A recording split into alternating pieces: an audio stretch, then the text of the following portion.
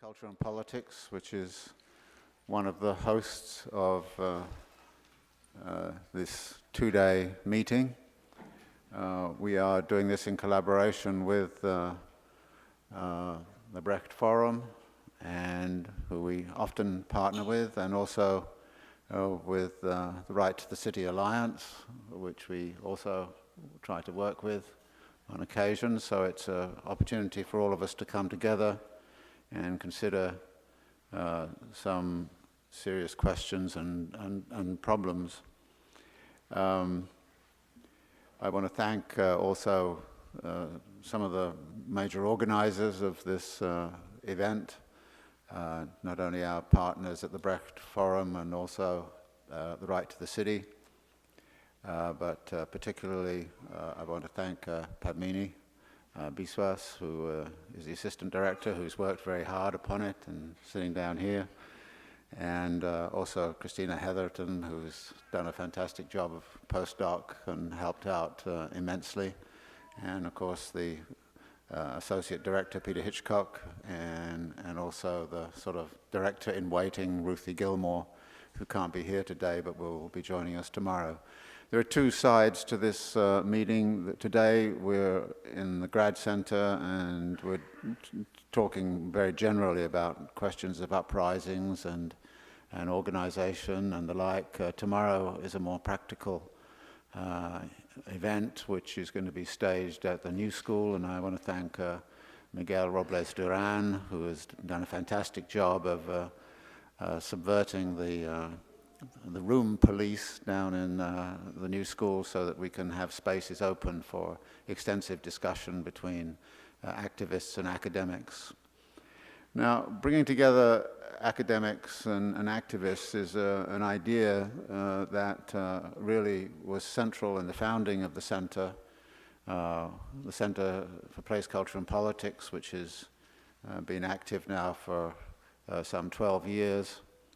And of course, the founder of it was Neil Smith, who, as many of you know, died earlier this year in September.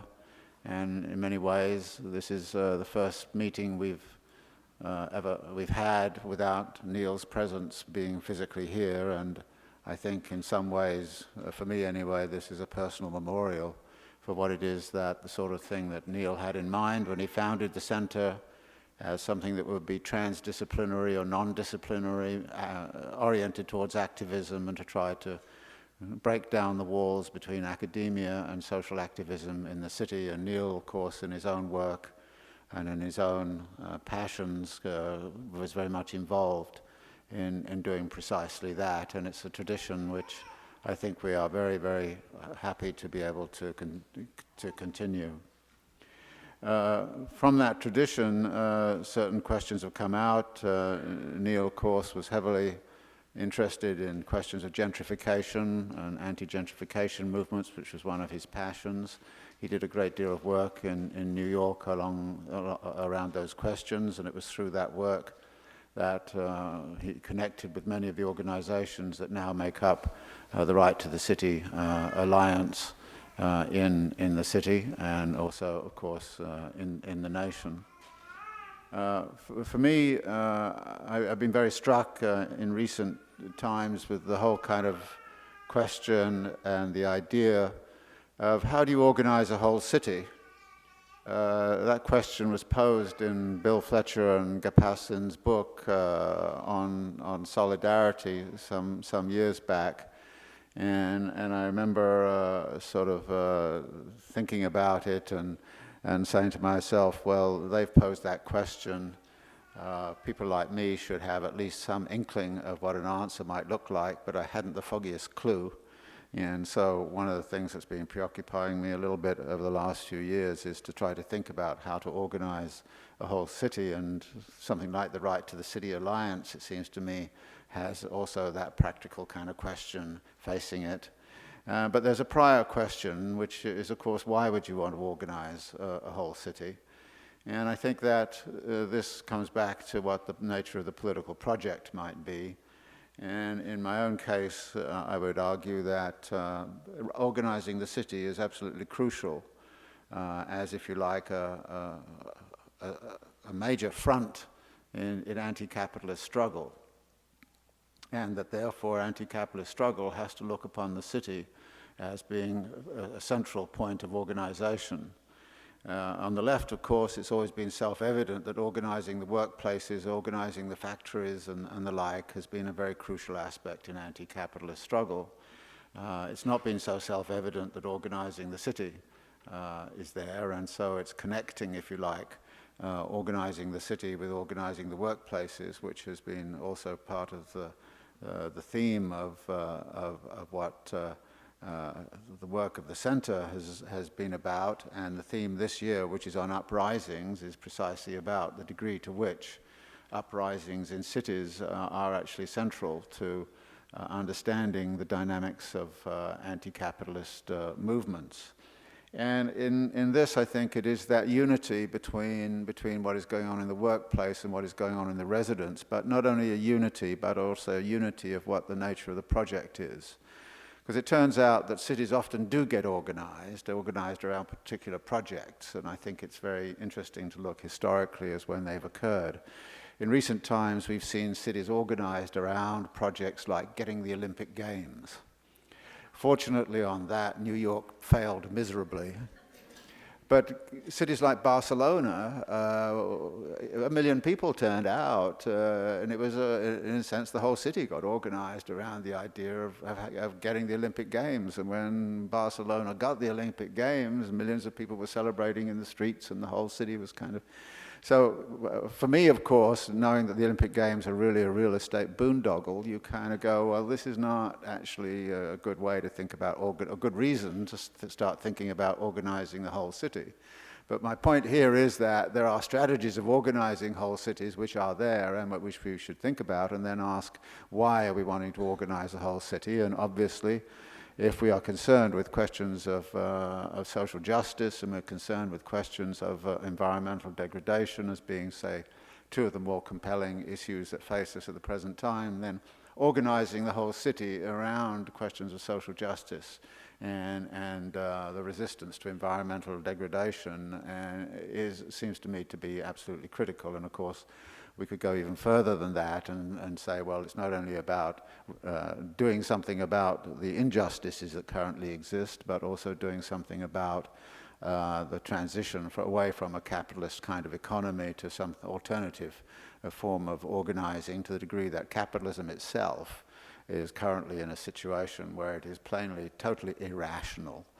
When you look at the situation in which businesses in this country are sitting on something like $2 trillion of capital, which they're refusing to spend, in a situation where there's unemployed labor all over the place, and there are social needs which are clearly unmet, and you cannot put those resources together because it is not profitable to do so. Therefore, we have to find some other calculus to start to think about how you assemble those powers around a different kind of economy, a different kind of project. And there are many experimentations going on, sometimes small scale, but in some cases, I think, broader scale, over starting to think about alternative economies in urban environments and alternative ways in which cities might be set up. Theoretically, this idea has been around actually for a long time, and it's been recognized, but it's never been clearly acted upon. I was very interested to come across some discussions by Antonio Gramsci back in 1919. Now, Gramsci was a great supporter, of course, of the workers' councils in the factories, and was a great and articulate supporter of the organization of working people along factory council lines. But in one of his writings in 1919, he set out that the workers' councils would work much better if it was accompanied by what he kind of said, the ward, what he calls neighborhood ward committees. And in writing about this, he said that the advantage of the ward committee was that it could incorporate delegates from other categories of workers than those which are organized along sectoral lines, like the teachers or the metal workers or the auto workers or whatever, that it could incorporate other categories of workers living in the ward. And in this it mentions a number of categories which you don't normally think about as being organizable, which are waiters, tramway men, railway men, road sweepers, private employees, clerks, and others. And he then came to his central argument, which is that the ward committee should be an expression of the whole of the working class. And I think this is a significant idea because the sectoral organization of labor frequently speaks for fragments of the working class, and you get very often you get a fragmentary politics coming out of that. Not always, of course, there's attempts to bring it together, but when you look at a whole neighborhood and you look at the state and the condition of the working class in a whole neighborhood, and I think about this, and I think about Engels' great book about the condition of the working class in England in 1844, and it's all about the working class in Manchester. And it's not simply about the cotton workers, it's about everybody. And I think that if you ask yourself, what's the condition of the working class in New York City right now? You would end up with a situation which I think you would argue is really pretty dire. New York City is one of the most unequal cities in the world. I mean, the tax returns in 2008 showed that the top 1% of people in this city earned on average $3.57 million a year. But half of the population in New York City is trying to get by on less than $30,000 a year. Now you look at that level of inequality, and then you look at the prices of rents and all those kinds of things, and you say, how can anybody possibly survive in this world? I mean, this is one of the most unjust cities, and we're seeing, ramifications of that inequity and injustice in of course, the aftermath of Sandy and the like. So here is a situation in which you would kind of say there shall be local remedies to local disparities of that kind. And how do we create local remedies of this sort? And of course, we have a mayor who tends to favor the top 1%, and occasionally, out of some sort of, kind of desire for efficiency, does something about everything else. But I think that this is the situation which we have to address. And to address it, we really need to think about the city as a whole. And my sense would be to say, well, we should redefine who the working class is in terms of everybody who helps to produce and reproduce urban life. In which case, we have a different organizing target, which is not about organizing the workers here and there, but it's about organizing, if you like, the working class throughout the whole city, which would include the delivery drivers, the truck drivers, and there are organizations which are doing that precisely, which the domestic workers, for example, which has a very interesting organization, the taxi drivers, we have the restaurant workers, which came together in what was called the Excluded Workers Congress, and I now think it's called the United Workers Congress. So there are attempts, I think, to bring all of this together. And one of the themes of this conference is a sort of a mass kind of issue of how do we bring this all together? How do we bring the fragments into a coherent kind of politics around, we need a new politics not only for New York City, but a new urban politics which applies not only to this city, but also applies to Los Angeles, San Francisco, and also is emerging in many other cities. What kind of urban politics is emerging in Istanbul? What kind of urban politics is emerging in Shanghai or Mumbai or Buenos Aires?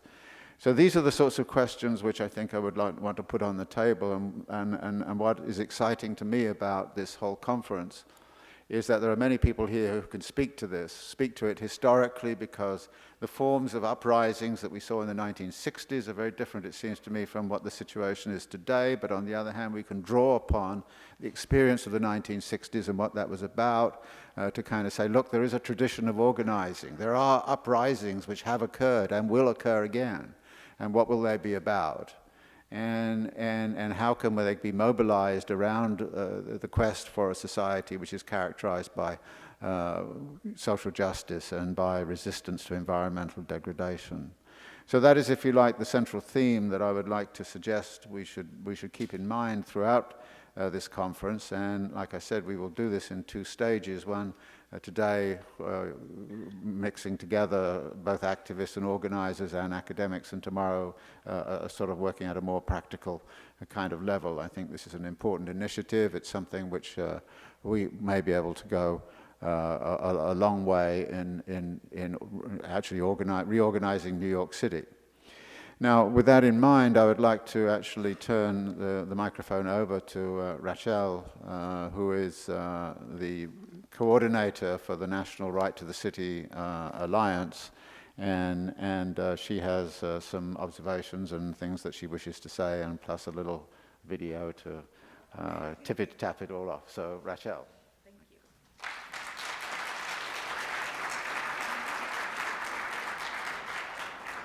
Thank you, Professor Harvey. Good morning, everyone. So my name is Rachel LaForest. I am the Executive Director of Right to the City Alliance.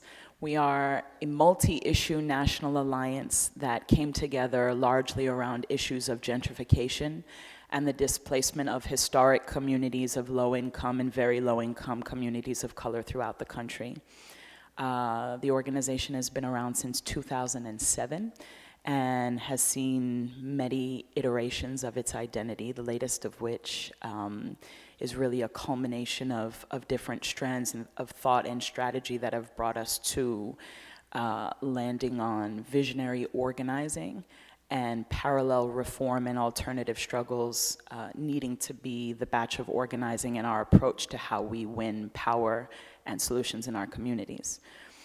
So I just want to give a disclaimer that I think it's totally unfair to have someone have to go after Professor Harvey. And so I won't only rely on my own gems of brilliance, but I've also borrowed some gems of brilliance from lots of reading that I've done. So I'll begin with that. Visionary organizing demands not only repudiating the bourgeois method of thought on which the US capitalist system is based, which involves each individual or group just getting more for itself, but also developing alternative institutions and communities that facilitate doing the work of reimagining ourselves and helping us think beyond capitalist categories. Because we have all internalized the values of this racist, sexist, capitalist system to some extent, we must all transform ourselves by undergoing what Martin Luther King called a radical revolution of values, allowing us to become person rather than thing-oriented, if we are to participate in a revolution that makes material sacrifices. Rather than relying on protest alone to achieve this personal transformation, visionary organizing facilitates this transformation by reimagining institutions that can facilitate new cultural images and symbols, molding us into new kinds of people. Because capitalism is a system that flourishes when people think they can't live without it, capitalist institutions work to convince human beings we can't create alternatives. Having consented to this coercion, most of us have not developed the creative capacities necessary to project alternatives to the capitalist world. Instead, we make demands that corporations and government fix things that they've broken. Alternatively, by placing an emphasis on creating reimagined spaces and institutions in which healthy relationships with people, nature, and ourselves can be built, by essentially creating beloved communities, visionary organizing heals us from capitalist dehumanization and restores an awareness of people's innate ability to create. We must wage what James Boggs called a two-pronged struggle and combine the struggle against the internal enemy within ourselves with the struggle against the external enemy. As unemployment rises, homes get foreclosed, education and healthcare get cut, and the state-sanctioned violence against all people who are not straight white men continues, people have immediate needs that must be met, and traditional protest movements can help meet some of these immediate needs. But we must recognize that there is a difference between meeting the immediate needs of human beings in a society that is destroying the world and meeting the needs that will allow people to create a new society with vastly more human relationships to the world. These are two different sets of needs, and building the next American Revolution requires that we put the satisfaction of our immediate needs in the service of satisfying the needs that allow us to create a new world. Resolving the complex dilemmas of the current moment requires immense creativity and imagination. While we must absolutely stop home foreclosures, we must also understand that home ownership, as it currently exists, cannot be separated from global finance and the destruction of the global South. This means we can't only stop foreclosures, but have to also reimagine housing. Rising unemployment and individual states' inability to extend unemployment insurance means people have to find ways to survive, because the current jobs economy is so closely interconnected with the exploitation of the global South. Basically, simply protesting to demand more jobs will continue destroying the world. So essentially, the duality of these 2 days are to spend some time together looking at rebellions and urban uprisings that have taken place, but then to question and examine how far those rebellions went. And if there needs to be parallel tracks of not only waging uprisings and rebellions to contest for power, but also at the same time designing the architecture that builds a system that does not put back in place the very things that made living unbearable before the rebellion. And so today's piece, our day today, is going to be looking at the history of American rebellions, examining rebellions and uprisings that have taken place throughout the world, and also talking about what Professor Harvey referenced, how do you organize a whole city, which is just a question that blows my mind because it's what Right to the City is attempting to do in 11 cities throughout the country. For us, the issue of alternative institutions is key and crucial. And it's a complex process. We are made up of 45 member organizations, many of whom have decades of tradition running reform demands-based campaigns in their communities to fight for things to be a little kinder and gentler and to get a larger slice of the pie for their communities. Parallel to those reform fights, though, Right to the City is asserting that there must be a conversation and some risk-taking to begin to think through and construct alternatives to the way our cities function. And so tomorrow's section of our 2 days together is really going to be pulling into the room some of the best thinkers and activists and architects of our social justice movements to assess if our work is actually effective enough to get to the vision that we hold for the cities that we want to live in and dream about. And so it's a difficult conversation because I think it's hard for us to look at our work and say, well, shoot, I've been doing this for 20 years, and my vision of what the city looks like is this, and all the work that I've been doing doesn't actually pave a pathway to getting there.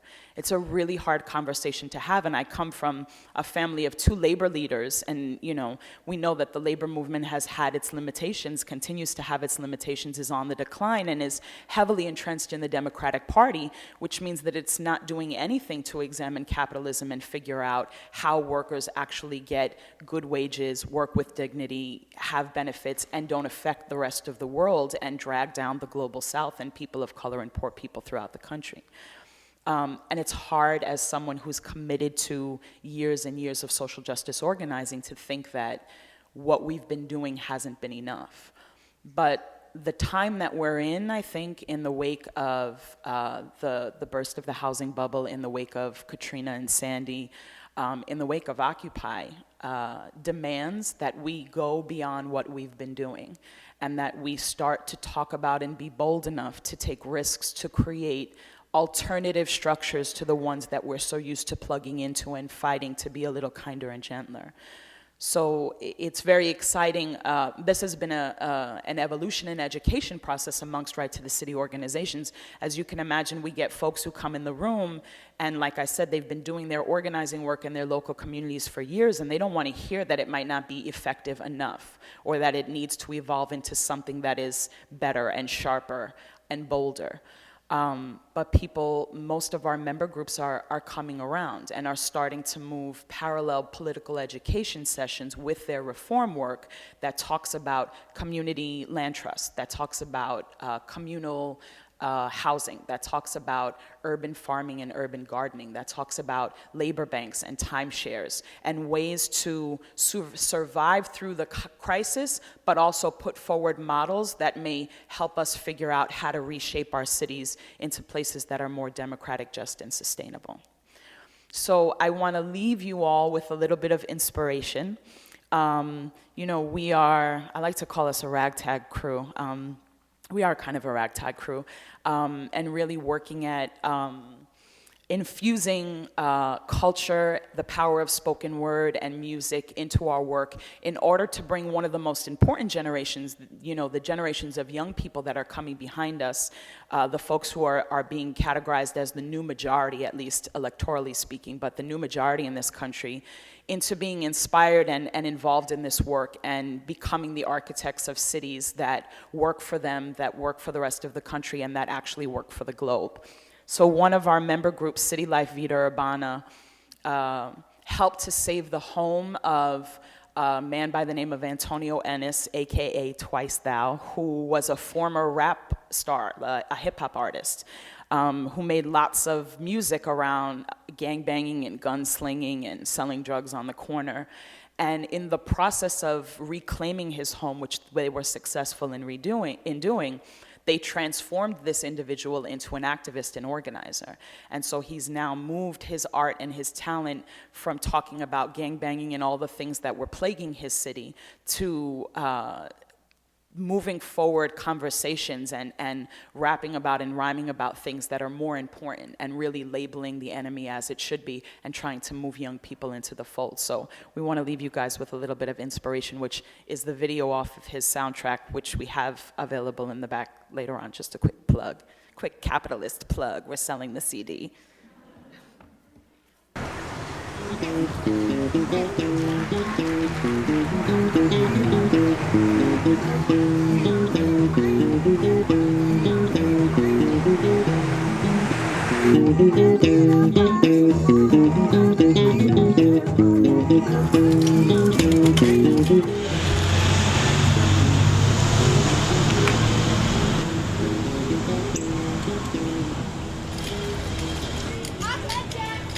When I come back, y'all better not Pablo, you ain't got no food over here. Come on, homie. Alright, you tough, right? We're gonna see what's up. I'm gonna be right back. However you want to get it poppin', my G.A.D. all day. Whoa, what's up? Gangsta Ain't y'all all day, beefing? homie. Poppin'. You ain't wax your brother, man?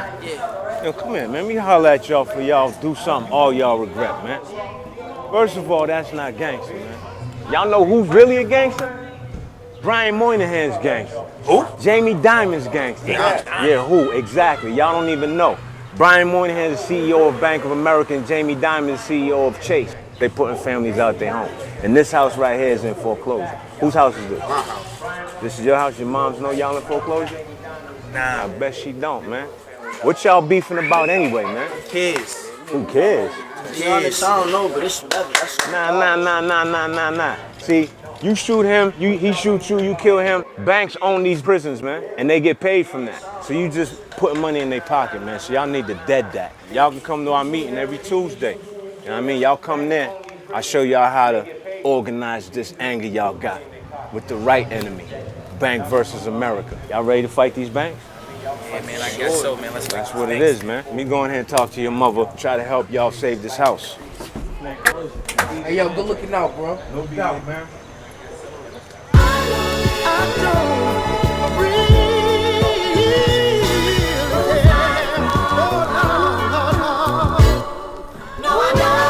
It's time to wake up and get with the movement.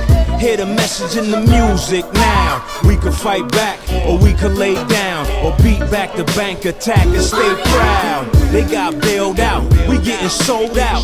Some living underwater in their own house. They hear the word foreclosure, they get scared and think it's all over. But nah, the fight just begun. It ain't gonna be easy, but it must be won. Cause Bank of America's bad for America. Congress held hostage, they kidnapped the treasurer. This ain't the dream in the land of America, but we could change that if we stand up together. Demand something better than the status quo. We elect, they neglect, then they have to go. We gon' beat back the bank attack. We gon' beat back that bank attack. We gon' beat back the bank attack. We gon' beat back that bank attack. Set up with the people, yeah, and down with the bank. Those greedy banks. Set up with the people, yeah, and down with the bank. Those dirty banks. Yeah, it's capitalism, political arcade. Stop the evictions, we picket and blockade, march and rally for social justice. Forged signatures got the robo busted. Do the right thing now, reduce the principle. Job growth, increase residuals. We're solidified, can't divide and conquer. When we fight, we win. The pride to prosper, with people power, we equal the power. Civil disobedience to veto the dollar. Close our bank accounts, oppose their policy. Loan mod programs don't work, it's a lottery. So what do we do when the banks attack? Yeah, and we don't want no cash for keys. We want to enter this catastrophe rapidly. We gon' beat back the bank attack. We gon' beat back that bank attack. We gon' beat back the bank attack. We gon' beat back that bank attack. Set up with the people, yeah, yeah, and down with the bank. Those greedy banks. Set up with the people, yeah, yeah, and down with the bank. Those dirty banks. Fannie Mae, you can't hide. We can see your greedy side. It's pain for the many, profits for the few. Wells Fargo, we're coming for you. Get your voice back, tell your story. Yell out, this is city life territory. We got the right to the city, vida urbana, life in the city. The rich get richer, the poor get poorer. Stimulus pack, first class, Bora Bora. Meanwhile, we staring in the eye of the storm. Earthquakes, hurricanes, trying to hold on. But U.S. Bank, we're here to prove, but we shall not be moved. Only a judge can evict you. You wanna fight for your home, then we'll fight with you. We gon' beat back the bank attack. We gon' beat back that bank attack. We gon' beat back the bank attack. We gon' beat back that bank attack. Set up with the people, yeah, yeah, and down with the bank. Those dirty banks. Set up with the people, yeah, yeah, and down with the bank. Those greedy banks. The bank, yeah. Those dirty banks. The bank, yeah. Those greedy banks. The bank, yeah. Those greedy banks. The bank, yeah. Those dirty banks. The bank, yeah. Those dirty banks.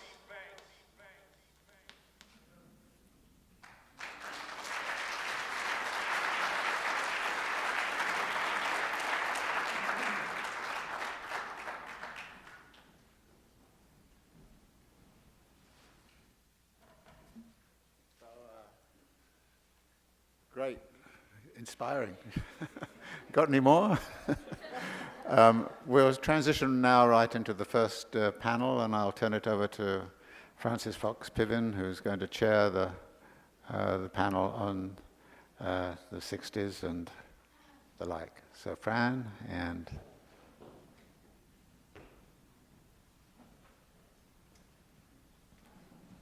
urban uprisings and reimagining the city. We're going to begin it by looking backward, by looking at the urban uprisings of the 1960s. And, you know, there are two different reasons for doing that. One is that there is a lot to learn from this decade, and it was just about a decade, in which people rose up. They fought for a wide range of improvements in the schools, in the neighborhoods, in city services, and they rose up with the ferocity that we have yet to see. I recall the summer of 1967 when newspaper headlines all over New York announced 8 cities burning. Well, so we're going to go back and look at this period because there are two different reasons for doing that.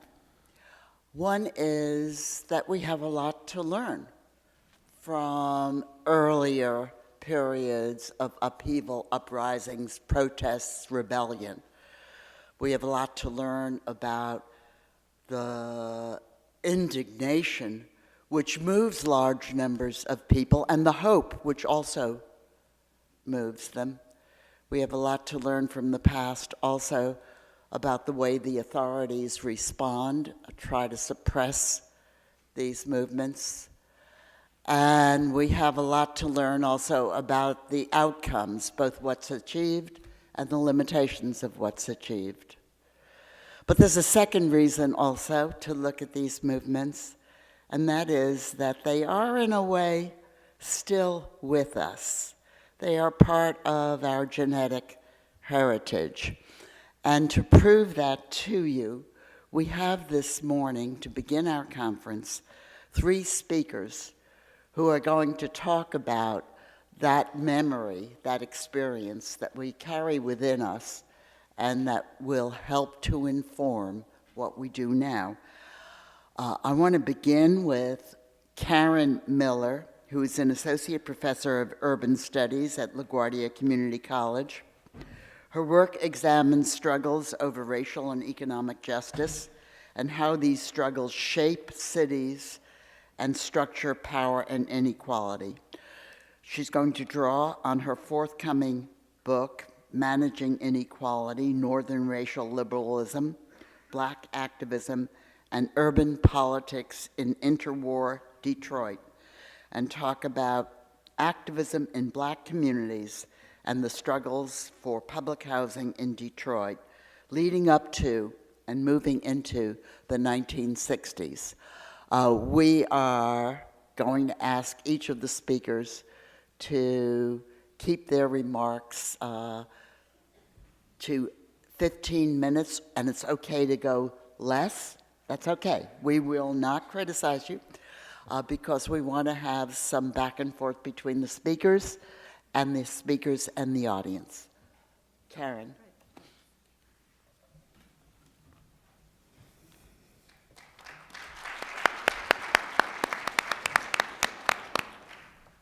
My work focuses on the 1930s, and that's what I'm going to be talking about today, as a precursor to some of the stuff that these folks are going to address about the 1960s. And I just wanted to respond to something that Rochelle was talking about, which I thought was, I loved how you framed that, this question of struggles for reform versus visions of alternatives.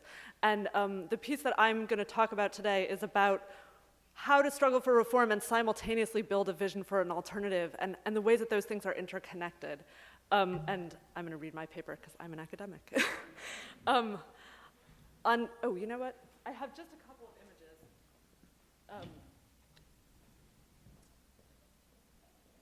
You're next. Sorry. I'm following instructions. I was going to. But I'm going to read while I get my images.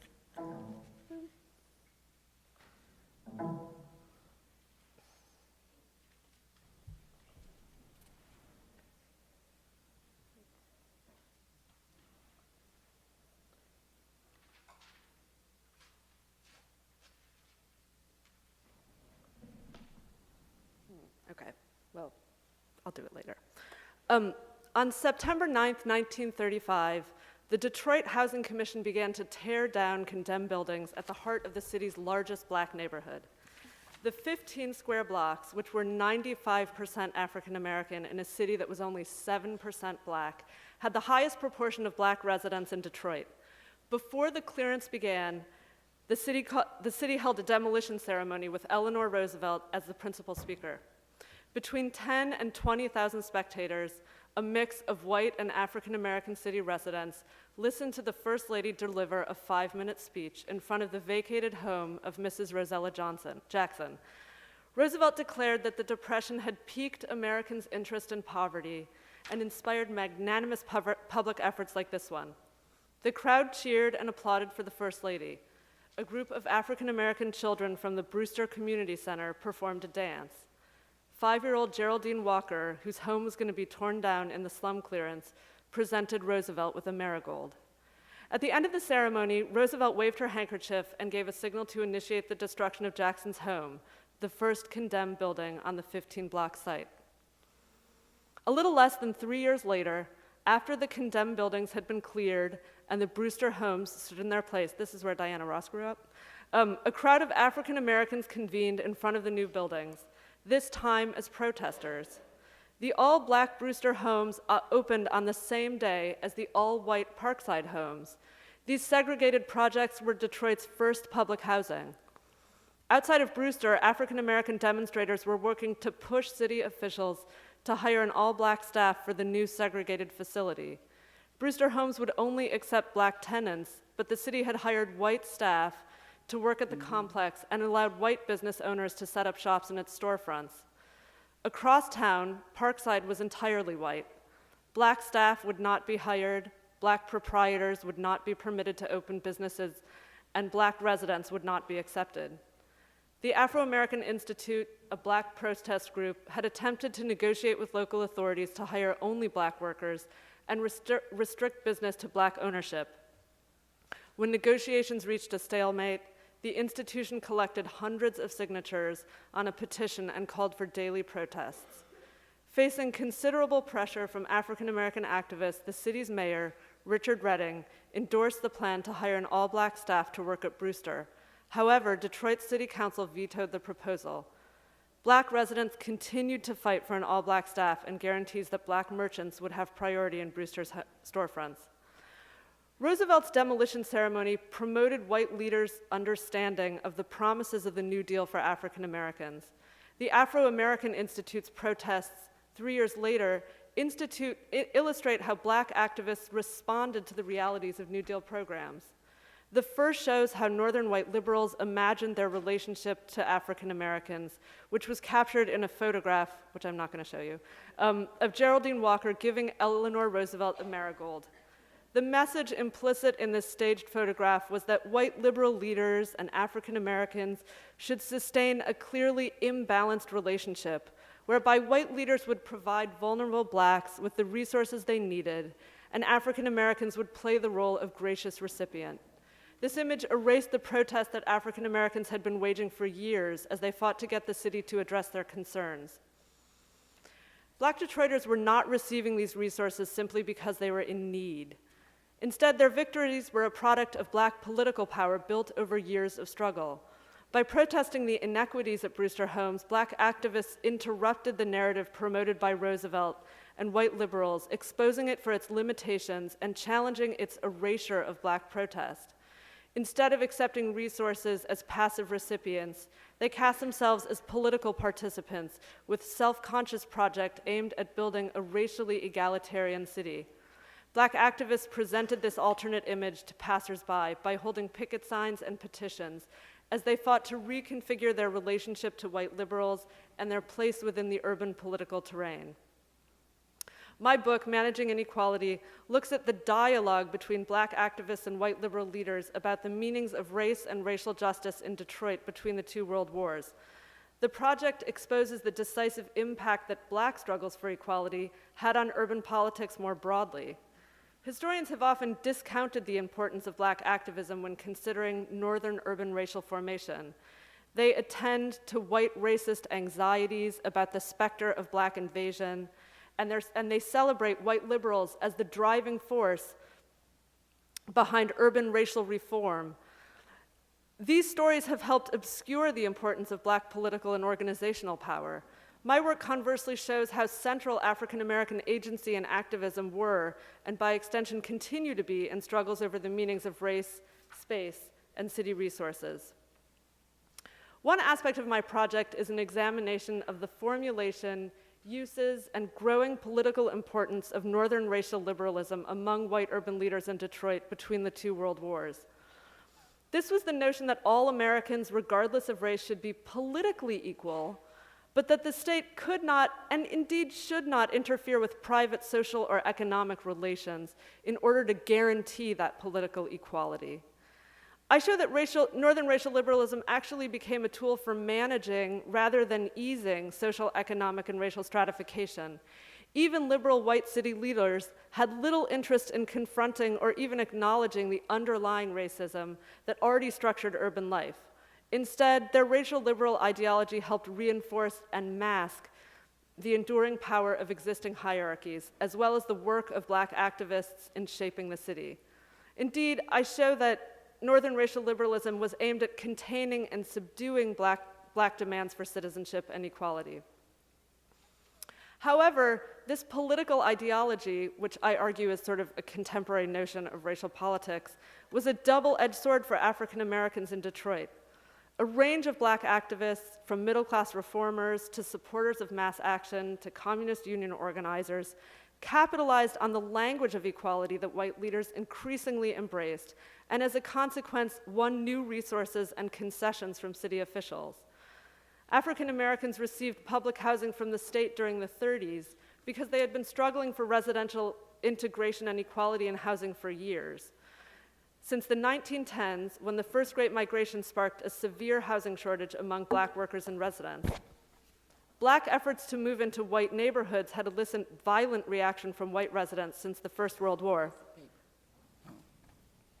But African Americans continued to persist in their fight to live where they wanted. This effort to win residential integration, one house at a time, failed to open up white neighborhoods to black occupancy, but it did have a distinct and important effect on city politics and on the resources that would become available to African Americans by putting direct pressure on city officials to address the crisis in black housing. Ironically, black Detroiters won resources from the state as part of public officials' efforts to maintain segregation and contain African Americans' efforts to integrate white neighborhoods surrounding the Black East Side. African Americans, however, were unlikely to separate their struggle for material resources from their fights to gain full citizenship or push for residential, occupational, and educational integration. In fact, black activists made it clear that they would not be satisfied with second-class status, even when they were receiving hard-won benefits from the state. For example, although black residents were enthusiastic about the promise of low-cost housing, they continued to express concerns about African American employment, complaining that no African Americans worked in positions of authority or leadership on the slum clearance project. Even though black men and women had been able to secure relief jobs on an equal footing with white workers as a result of their struggle, black activists and residents were not content with a lack of discrimination in one area of the program. Instead, they demanded full equality. For example, in an editorial in the Detroit Tribune, a black weekly, its author worried aloud about the consequences of state-implemented segregation in the new housing project. But like activists around the city, the paper's editors concluded that African Americans would be better off if they accepted segregated housing at the same time that they fought for integration and full equality. Federal-sponsored segregation was particularly pernicious because it was actually far easier to enforce than the combination of formal and informal strictures that upheld residential segregation in the city.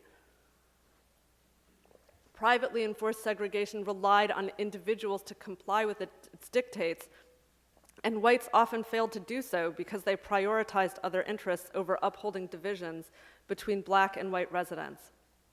For example, black pioneers, men and women who bought houses in white neighborhoods, needed to buy houses from whites who chose not to comply with those dictates. The willingness to accept state resources and simultaneously reject second-class citizenship was not merely rhetorical. Black activists and journalists were offering a different vision of what urban citizenship should mean. This was part of a change within the black political sphere during the 1930s and building up through the long civil rights movement through the 1960s. Over the course of the decade, black Detroiters across the social spectrum began to make more consistent and more successful demands on the state, at the same time that they used new political strategies to fight for the less material promises of full urban citizenship. At the same time that discourses about welfare and poverty were getting more attached to African Americans in a distinctly negative way, welfare and state programs were becoming avenues through which black activists made new demands on the city government. New Deal programs helped strengthen the orientation of black activists to the state. Indeed, the ideological underpinnings of the New Deal reinforced African American demands for the more abstract demand of full equality. Black Detroiters did not see the housing project as an end of their worries about affordable and living homes, and instead retained a commitment to continue fighting for full access to local resources. Although they disagreed with the original decision to segregate Detroit's publicly financed housing, black leaders and activists pushed city officials to live up to their promise that segregation would not hinder their ability to access equality in the city. Ironically, in the urban North, state-sponsored segregation made Black appeals for race-specific allocation of resources and power easier to make and win, when segregation was tolerated but implicit. For example, Mayor Redding did not appoint a Black housing commissioner even after repeated requests from influential African American leaders, but he did choose an African American man to manage the Brewster homes. Redding could justify his unwillingness to include a Black representative on the Housing Commission in the ideological terms of Northern racial liberalism. First of all, he reasoned, judicious white leaders would govern in a colorblind manner. And second, the appointment of an African American commissioner could elicit hostility from less enlightened whites and undermine the commission's good intentions. These claims were more difficult to sustain when dealing with a state-crafted all-Black institution like the Brewster homes, which was cast by its developers as a social project, not simply a physical space. Since Detroit's Black social service agencies and other all-Black city institutions were run by African Americans, it made the most sense for a segregated facility to be set up in a similar manner. Ultimately, in Detroit during the 1930s, both white liberals and Black residents were testing the federal promise that better housing makes better citizens. However, they began with two conflicting assumptions and two different sets of goals. Housing commissioners asserted that urban residents could be formed into better citizens if they started off with jobs and resources to pay moderate rent, and perhaps most importantly, whiteness.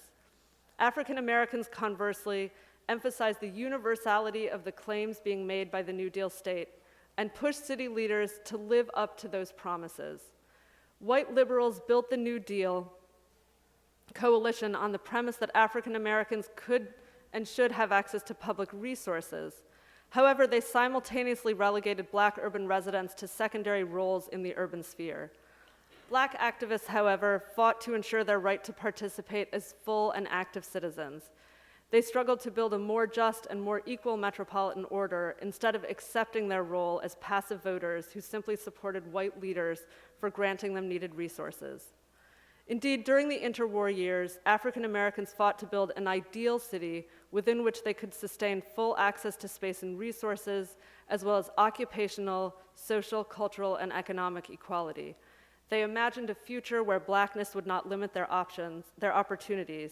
This ideal, an urban terrain within which racial discrimination, segregation, and animosity would be eradicated, provided Black Detroiters with a vision toward which they could work together in spite of their differences. Thank you.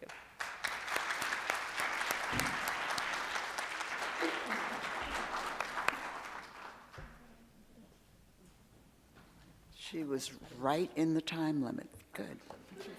Our next speaker is someone who it gives me a special pleasure to introduce because I've known her all my life. She's my friend, and we got to know each other in welfare rights in the 1960s. Marion Kramer was a founding member of the League of Revolutionary Black Workers that you've all read about, and the National Welfare Rights Union. She was and continues to be a key figure in Detroit for linking community struggles together with struggles in factories and workplaces. Her life and work uniquely show how movements for housing, welfare, civil rights, and in the workplace can be thought of together, and Marion has been doing this for decades. She will discuss her extensive organizing experience along with lessons for contemporary activists and scholars, and she'll do it in less than 15 minutes.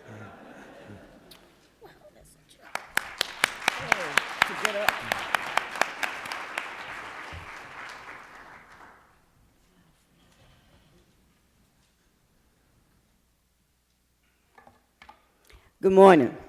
Good morning.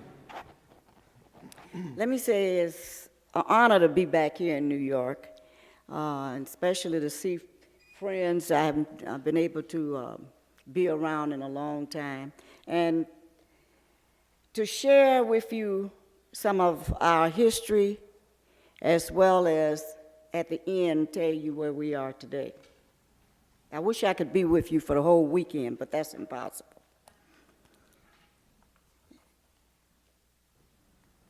And like Francis had said, I started out in the movement when I was a teenager because of the objective situation I was living in, and that was in Louisiana as well as in Dallas. So I was facing the question of racism all the time. I started out in the civil rights movement as a kid when my teacher decided to go against her superintendent in Dallas, Texas, who said black folks could not move into a certain section in Dallas, Texas. That teacher became one of my heroes. That was my art teacher, and set the pace for a movement, she and her husband, to be started in Dallas, Texas. That was prior to the 60s. And when that bug bites you, you kind of stick and stay. And I've been in the trenches for a long time. I had the opportunity to meet Francis and Richard when we all were at a poor people's conference, you remember that one, in Syracuse, New York. And all I could think about at that poor people's conference, it was an honor to meet the folks and participate in this conference, but I was ready to get out of Syracuse because they had snow. I had never seen that much snow before in my life. But it was the beginning, on the heels of the civil rights movement, of the welfare rights movement.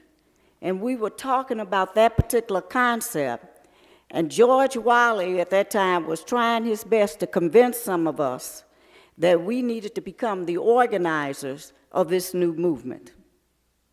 All I could say at that time, myself and my first husband, now look, I just left the South, and I have committed myself in Detroit. I promise that we will try to build an organization to be a part of this.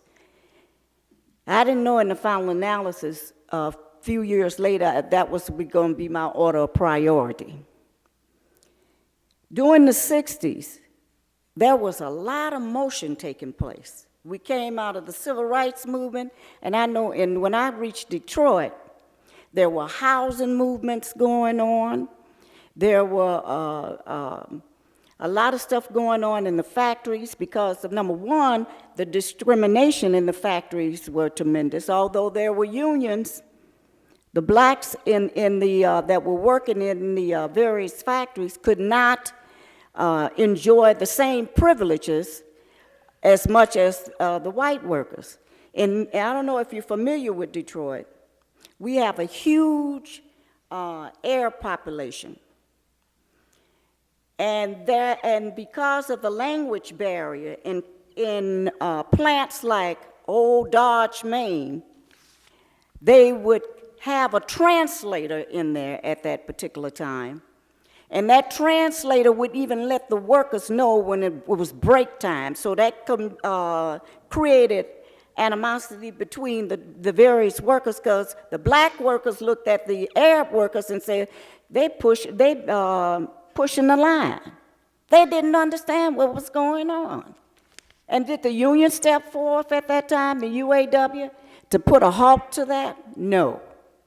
So the workers, just like Karen had talked about, not only in the community, but in those factories, were facing a lot of discrimination.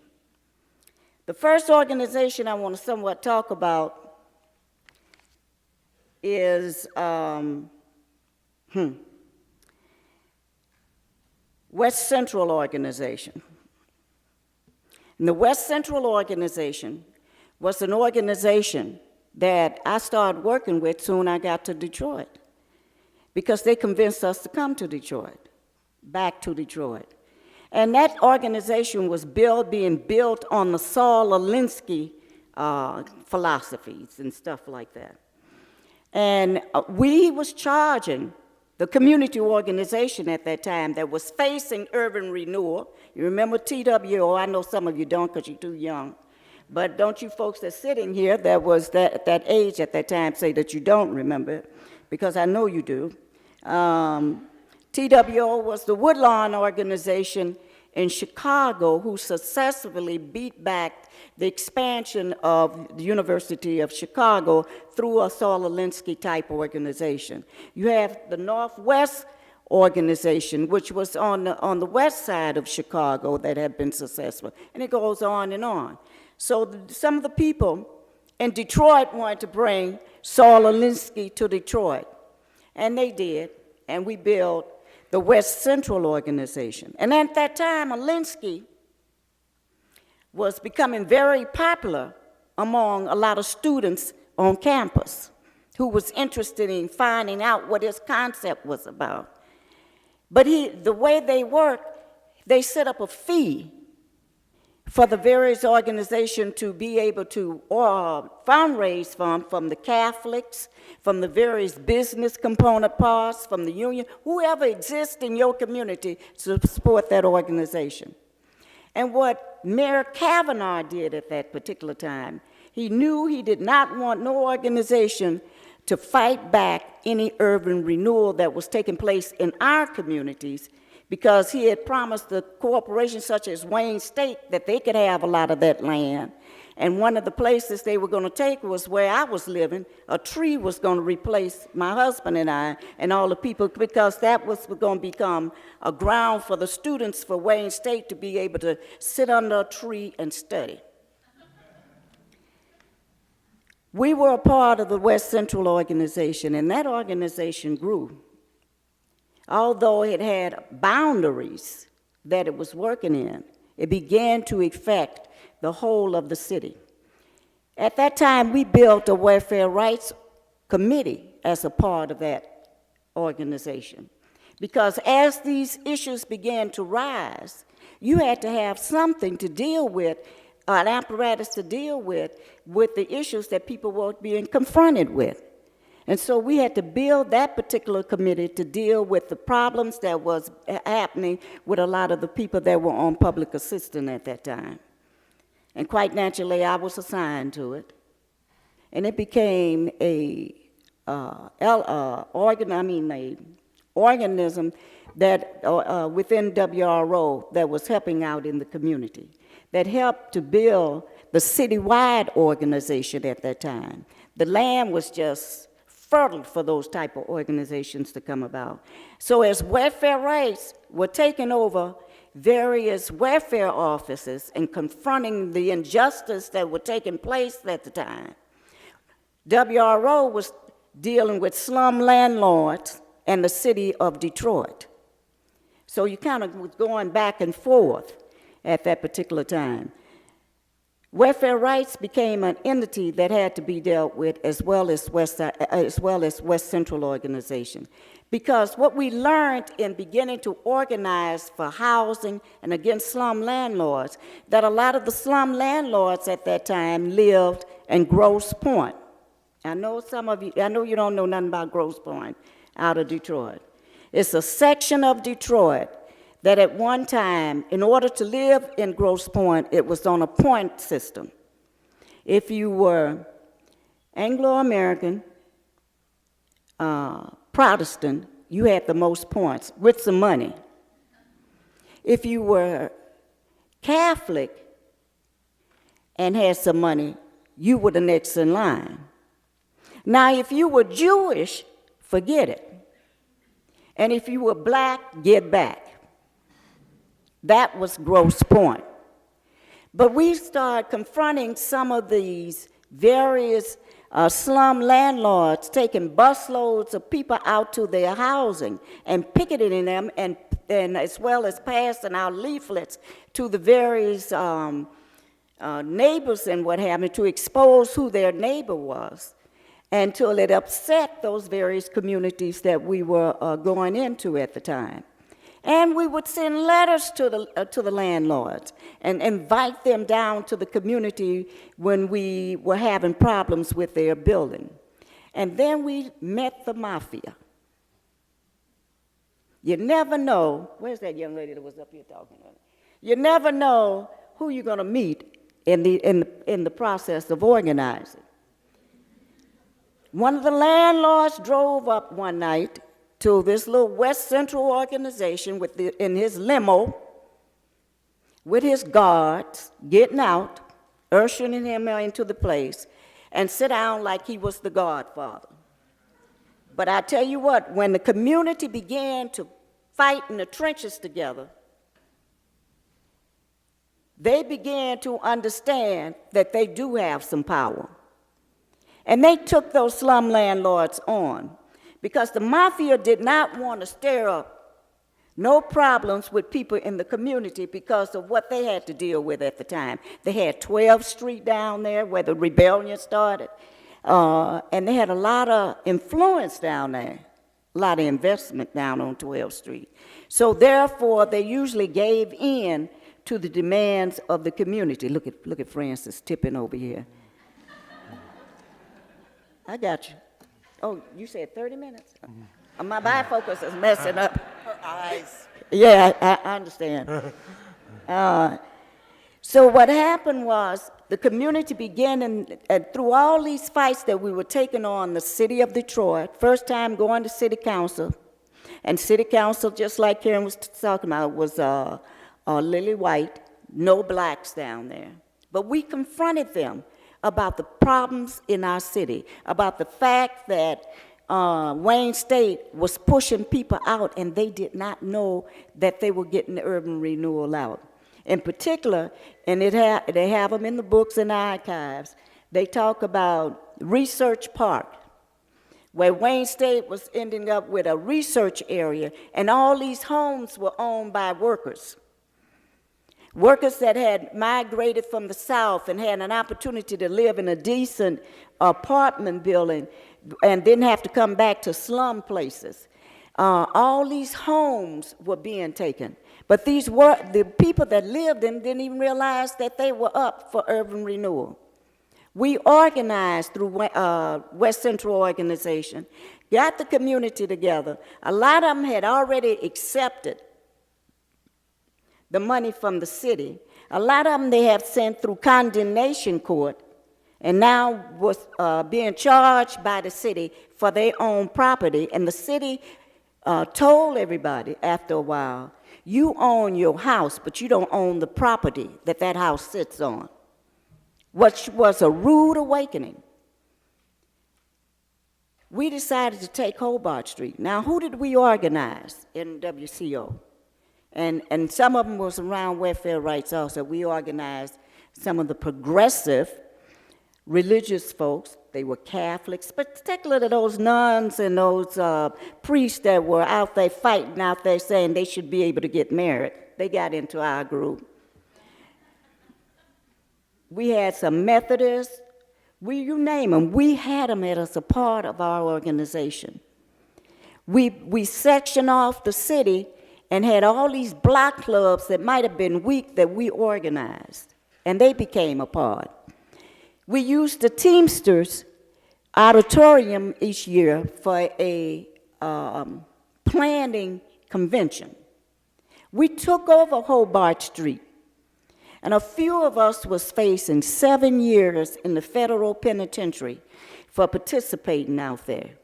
But through organizing in the streets and then going to the courts, we asked for a jury trial, and we won our case. And the person that was representing us at the time was the same attorney. You remember Attica, when it broke at one time? Ernie Goodman, who was the attorney that they brought in, he ended up being our attorney also. But that was a major victory for people in Detroit because we stopped Wayne State from getting a research area and built houses over there. One last thing, and they want me to say something about this. The League of Revolutionary Black Workers also was getting organized at that time. That's where the drum movement started. We decided, because of the conditions in the plants and the workers kept coming to us, that they needed to start their various organizations.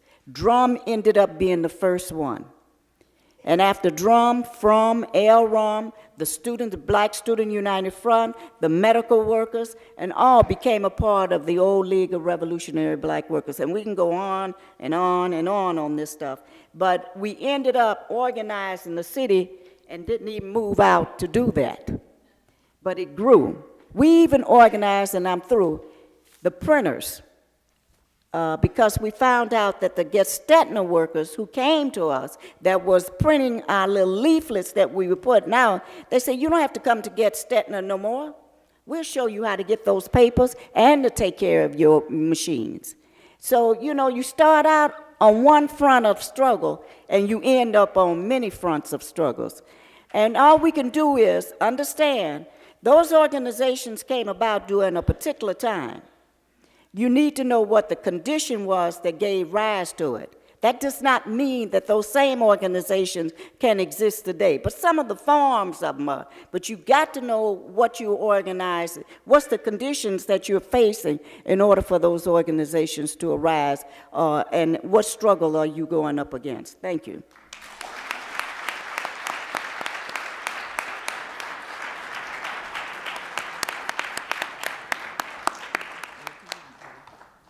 Thank you, Marion. Our next speaker is Jordan Camp, who is a postdoctoral fellow at UCLA and a scholar activist who's been working with social movements for over a decade.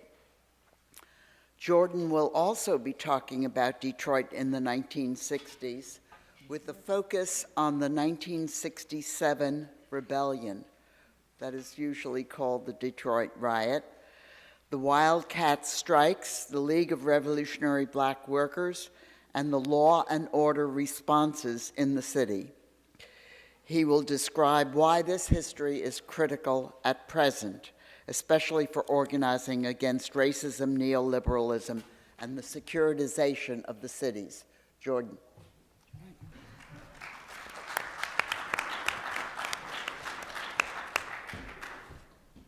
Good morning. Let me try this again. Good morning. Good morning.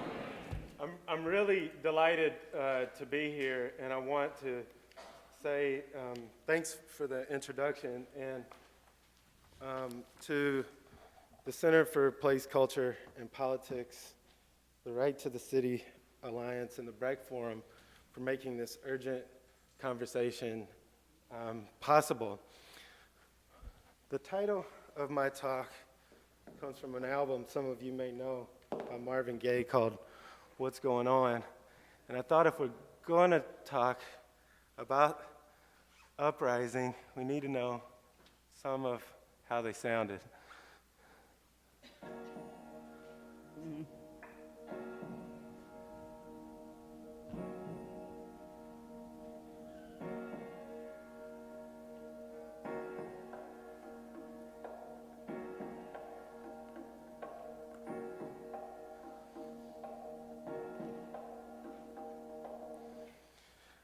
Marvin Gaye's What's Going On was his first self-composed album. The songs fused Gaye's political concerns with the perspectives of the social struggles being waged against racism, class exploitation, police repression, and imperialist war in Vietnam.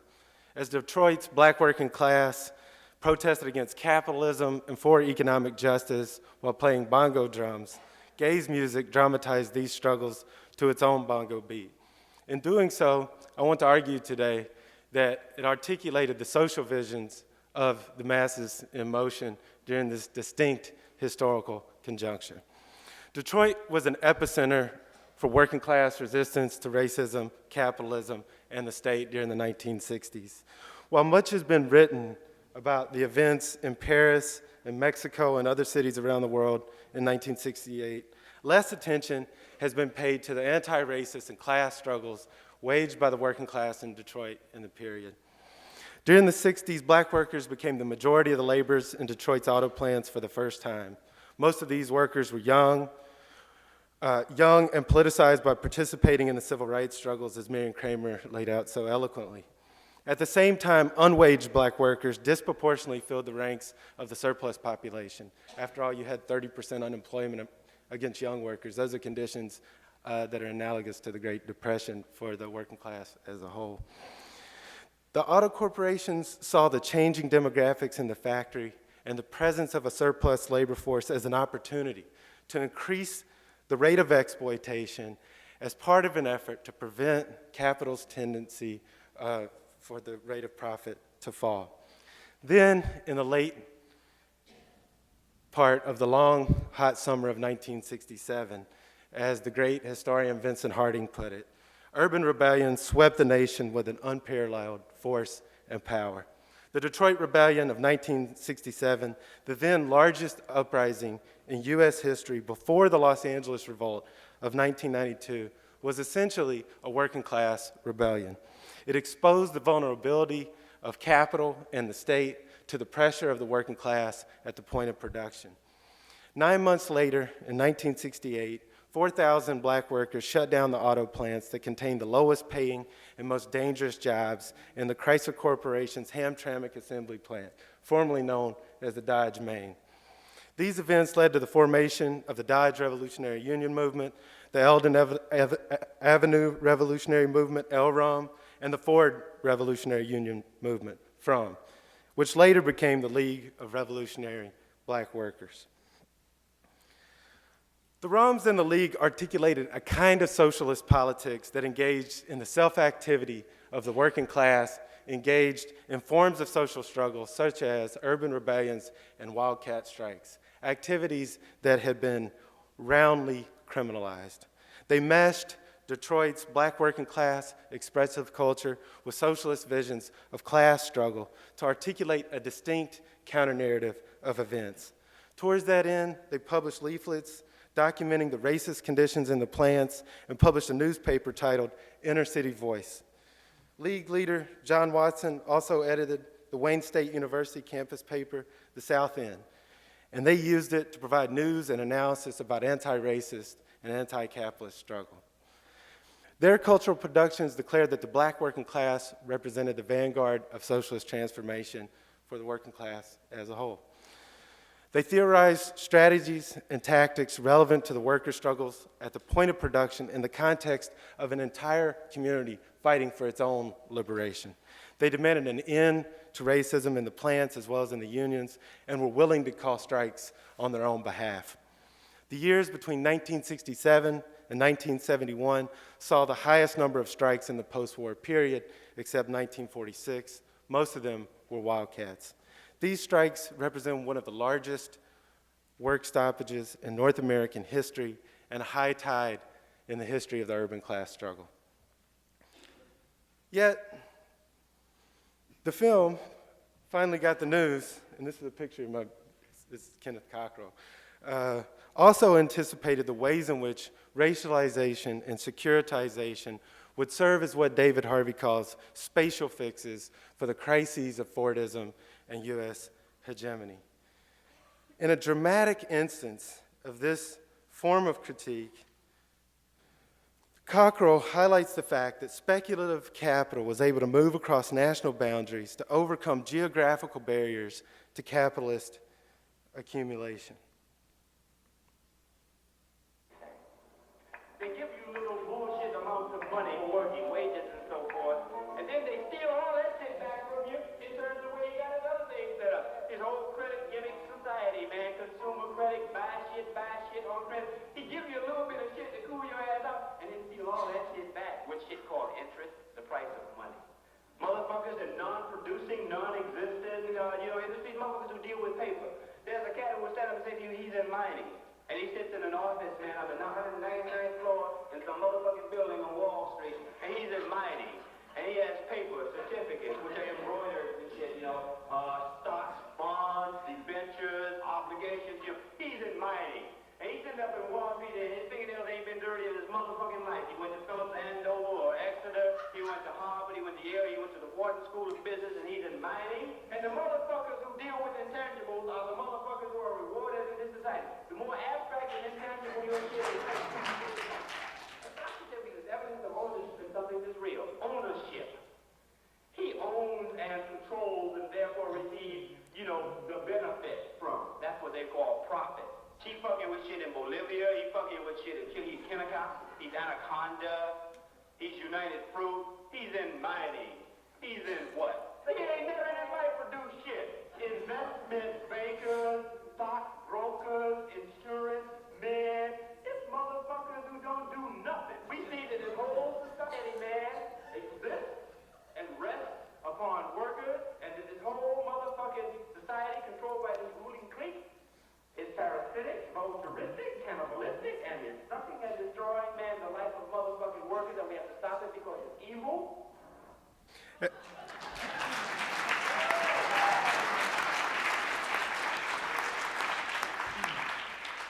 As part of an effort to contribute to our discussion about the living legacies of the urban uprisings of the 1960s, my presentation focuses on the insights from Black radical and Marxist movements in the epicenter of the crisis of Fordism. Black Marxists in Detroit offered a unique optic for understanding the historical and geographical roots of the conjuncture in which we live. Their interventions help us to understand how the dominant ideologies have justified what Neil Smith called revanchist reactions to urban uprisings, which have legitimated the emergence of what I call neoliberal racial and security regimes. I introduced this concept to explore the modalities of relationships among spaces of uneven capitalist development, counter-subversion, incarceration, and the militarized policing of racialized urban space in the last 4 decades. Thinking conjuncturally, and that is by focusing on the ways in which political, economic, ideological, and geographic forces have taken a distinct shape in the moment, can help us to discern the structure of socio-spatial relations that are otherwise difficult to observe. Doing so can enable a fidelity to the unfinished business of the anti-racist and anti-capitalist struggles of the period. On July 23rd, 1967, the then largest insurrection in U.S. history began in a downtown Detroit club. The rebellion began as city residents witnessed police harassment of a homecoming party for 2 Black soldiers returning from service in the U.S. imperialist war in Vietnam. The party occurred at a bar called the United Community and Civil League on 12th Street. On the 22nd of July, the Detroit Police Department raided a series of so-called blind pigs, after-hours clubs, with the 5th and final raid being the venue that hosted the party. While harassment for after-hours drinking was a persistent practice in Detroit, the police usually just simply forced people to disperse, maybe arrested a few. But on that night, the Detroit police arrested all 85 people present and kept them outside the club until police cars arrived. It did not take long for the aggrieved and insurgent people of Detroit's slums and nightclubs to resist the situation on their own terms, to quote Robin Kelly, who's here. Photos of the revolt showed what Dan Georgakis and Marvin Sorkin described in their book, which is a new version actually out, Detroit, I Do Mind Dying, as systematic and integrated looting amongst working class, Black and white, shopping for free.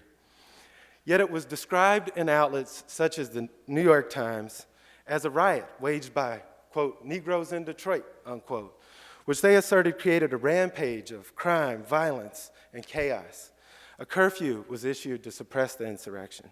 Soon after the uprising, U.S. Attorney General Ramsey Clark was contacted by Michigan Governor George Romney in order to request federal troops be sent in to put down the rebellion. On July 27th, President Johnson addressed the nation as part of an effort to ensure the nation that law and order would be restored. Quote, first, let there be no mistake about it. The looting, arson, plunder, and pillage which have occurred are not a part of civil rights protests.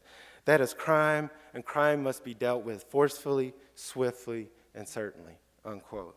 In turn, the uprising was met with deadly force, with state officials giving the order to shoot to kill looters and arsonists to National Guard troops, federal soldiers, and police officers that left over 40 people dead.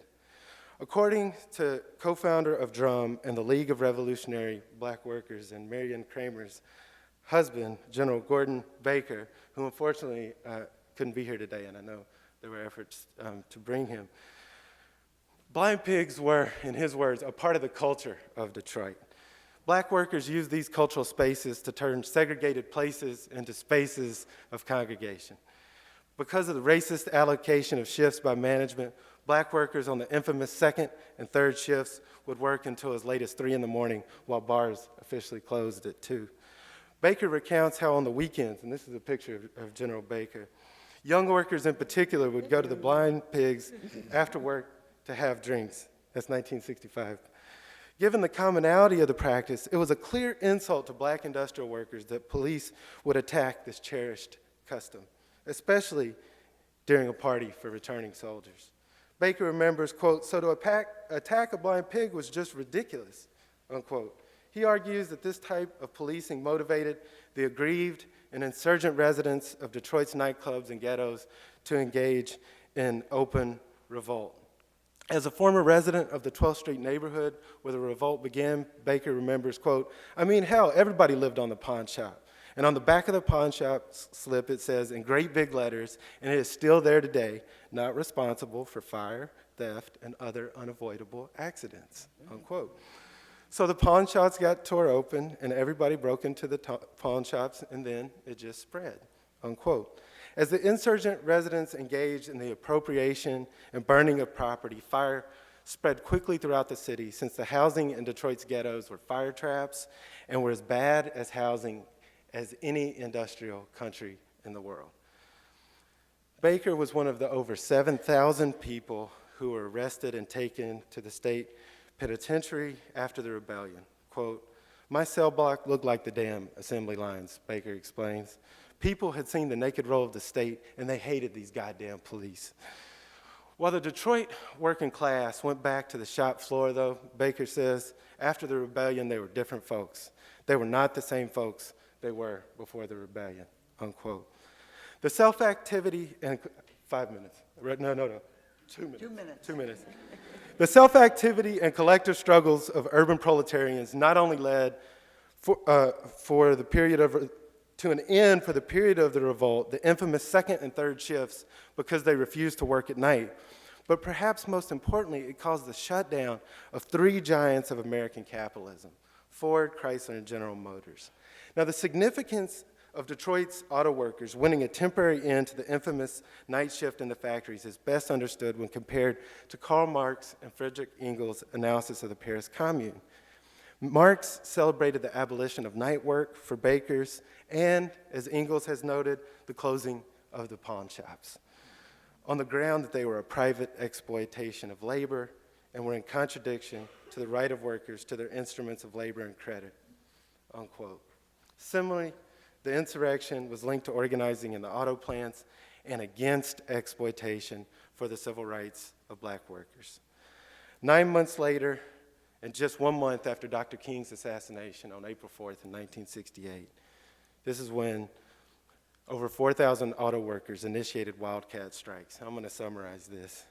They tried to organize the energies unleashed by the Great Rebellion into a social force at the point of production in order to try to implement a democratic transition to socialism. They formed the League to coordinate their political and cultural activity. This is an image from one of the League militants named John Watson. He has an analysis of the working class facing, or the situation facing the working class in the aftermath of the events of 1967 and 1968 that I wouldn't even try to recreate. So let me play a short clip, and then I'll conclude within my time. Oh, God damn it, there goes 30 seconds, right?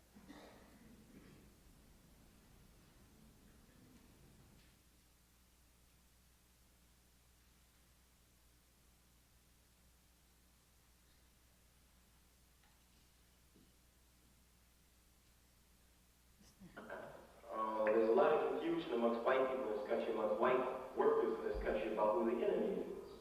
The same contradictions of overproduction, the same contradictions of increasing production are prevalent within the white working class. But because of the immense resources of propaganda, publicity, radio, television, journals, magazines, and so on and so forth, which can be drawn upon, white people tend to get a little bit confused about who the enemy is. You take a look at, white workers in Flint, for instance, in the automobile industry, who are pretty hard pressed because the Buick plant up there is whipping their ass. It's whipping their ass about twice as hard today as it was 5 years ago. But who do they think the enemy is? The nigga on the street. Crime on the streets, is a problem. Black people, moving into our neighborhood, causing housing prices to decline and threatening to rape our wives and daughters, And as a result, you get a cat like George Wallace who comes along. And George Wallace is not the first of the populist fascists in this country. And George Wallace talks about how the big, fat cats of Wall Street are messing up the country. This little man is suffering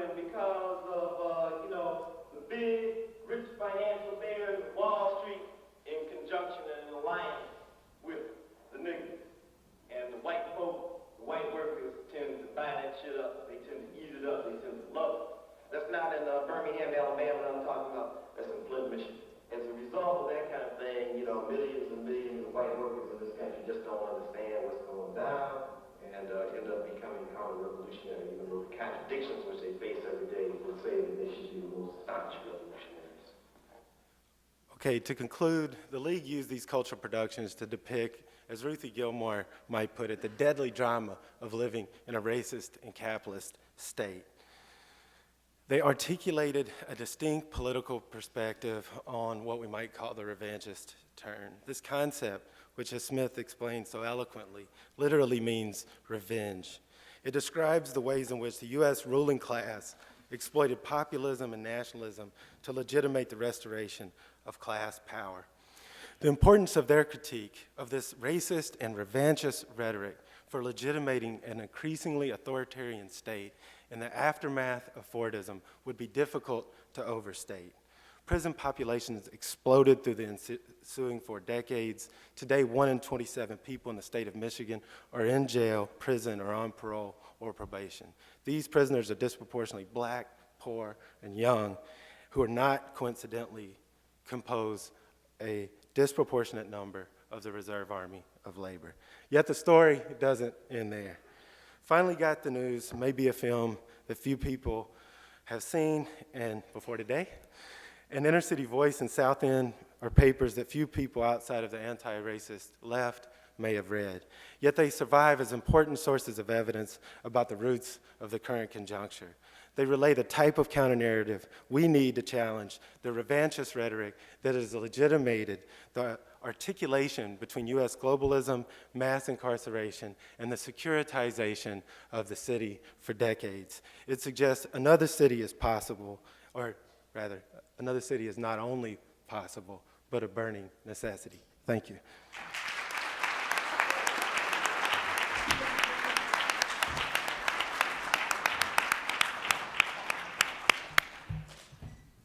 I want to give the panelists a minute or two each if they want to comment on the other presentations, and then we're going to open the discussion up to the audience.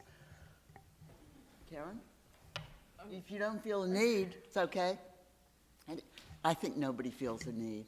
Everybody agrees with each other. No, not necessarily, but I want to see the audience say something. Yeah, so do I. We have 2 mics, one on each side. People can line up if they have questions. It'd be good if you directed your question to a particular panelist, or if you have comments you want to make, brief comments.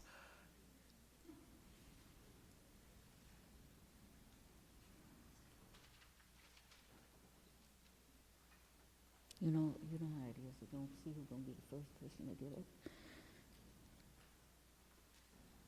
First, before I address my question to Marion Kramer, I want to tell you what an honor it is for me to be here and to learn from your experience. You give me hope in the struggle. And my question is, I was wondering if you could speak a little bit about the relationship between men and women in your organizing efforts, and going back to that time in 1967 that was so pivotal. Was there an understanding among the men you worked with that equality for women was a part of the struggle? How did they see that issue? Good question. No, they didn't see that at the time. We had to baptize them to understand that. Not only did we baptize them, we made them start babysitting and everything else. But when the League was formed, even when Drum was formed, there were women working at Dodge, Maine. There were women working in a lot of those factories at that time. And there were women that helped start Drum. I was one of them. Although I was working in the community, we got mobilized to go over there and help out to get up 5 o'clock in the morning. No, you didn't get up at 5. You got up at 3 or 4 because you had to pick those leaflets out. You had to be out at that plant. But we were all throughout there. We learned how to put those leaflets together. We learned how to use those Gestetner's machines and everything. And it came a time, the reason why we ended up with the League of Revolutionary Black Workers, because over direction, the men were discussing what direction, and the workers and the students stuck together against the intellectuals. That's how it broke down. And a split came.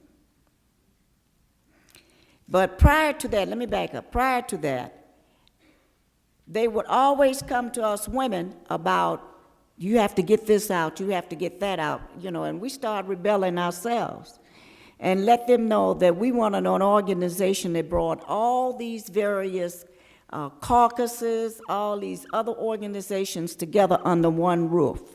And until that happened, you know, we kind of slowed the work down. So the League of Revolutionary Black Workers was born at that time. And women started, you know, they started realizing that women were playing a hell of a role in that organization. And, you know, they had to learn in the struggle that nonsense they had been taught by this capitalist society was not true, that it was a tool that was used to keep the working class even much more divided.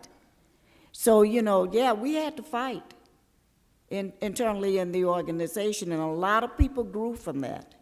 A lot of women that was hiding the fact that they were being abused and what have you, finally was able to come forth. And then some of the men began to take on their various friends and was talking about they was going to whoop their behinds for hitting those women because they knew their spouse had gotten stronger in the process. But yeah, we all grew tremendously. And I think the biggest growth was to see them taking care of those, you know, being able to go in the factory and come out half asleep and had to babysit because some of us had to go to work. I want to interject a brief comment. It's striking to me that all three papers were about Detroit. Really striking. And why were they about Detroit? Well, because I think that in the 1960s, Black Americans who had come north, who had come to the cities, and who had come to Detroit where the automobile industry provided good, decent jobs, or more decent jobs than they could get elsewhere, Black Americans rose up. I think the fact of our lives, of our politics, shows us that African Americans are the most politicized group in American society. And they pioneered worker community struggles, the idea that they were interactive, that they should be related. And I want to also remind the audience that African Americans gave us, at about the same period of time, just a little bit later, a little bit after the struggles of radical Black auto workers in Detroit, the Black Panthers, which an extraordinary and a cadre of revolutionaries. Now, it's also the case that the Black Panthers were destroyed by the security agencies, essentially. And it's also the case that Detroit was destroyed, as were other cities in which blacks were substantial minorities or even majorities, Cleveland, Camden. That this happened boggles the mind. I can think of no other rich country that allowed entire cities. Detroit had 2 million people. It was an industrial hub that allowed entire cities to be smashed. If you go to Detroit now, the downtown of Detroit is dominated by skyscrapers whose windows are like the gaping holes. They're like blind eyes. and the people of Detroit are wasting away.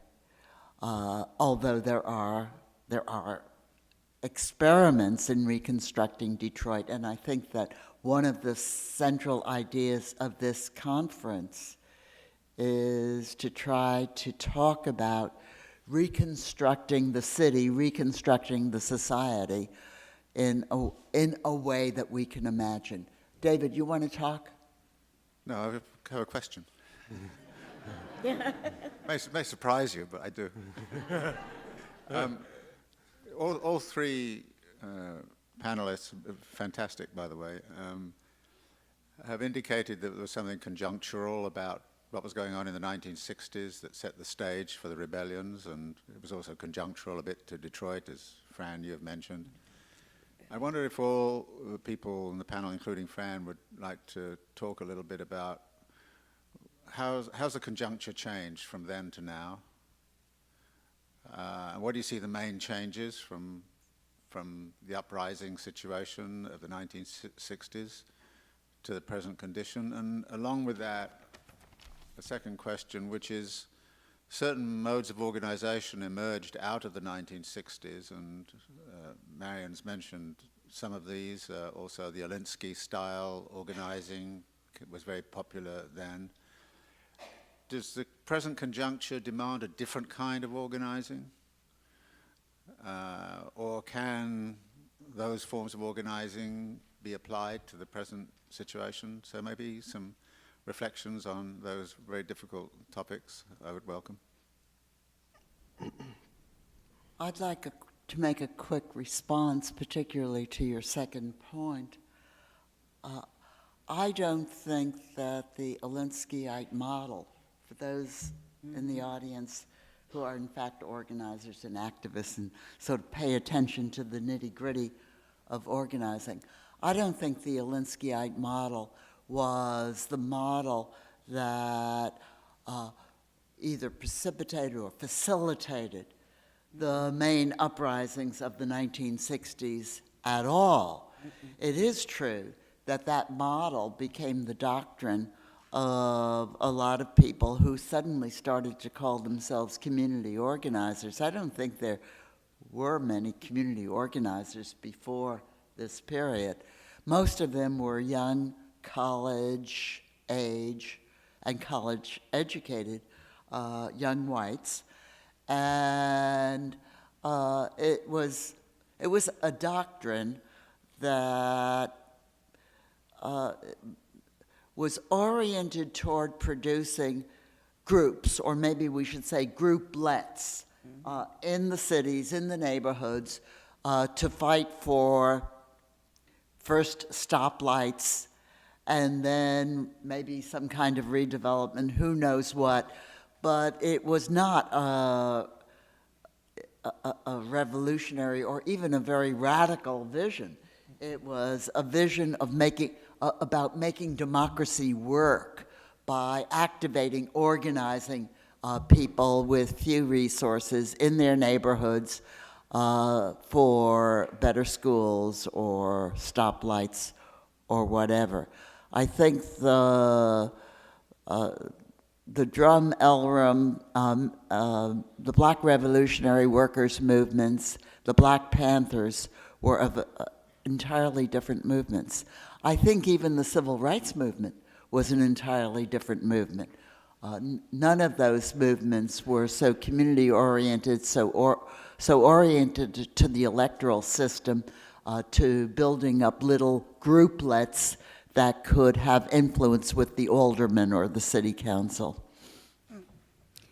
I agree with Francis on that.